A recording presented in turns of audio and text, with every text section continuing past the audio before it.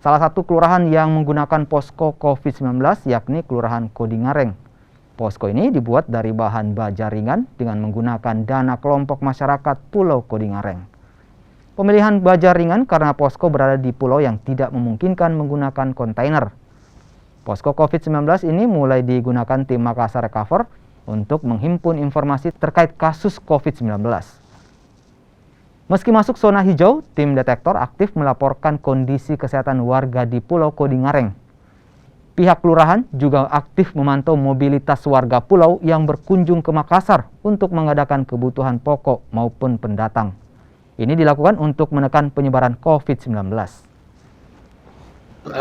Alhamdulillah semenjak ada kegiatan di pemerintah kota dalam hal bagaimana setiap kelurahan itu adalah semacam posko yang bisa dijadikan sebagai alat berkoordinasi, dan memang apa yang disampaikan oleh Bapak Pimpinan bahwa untuk di kepulauan ini bisa membangun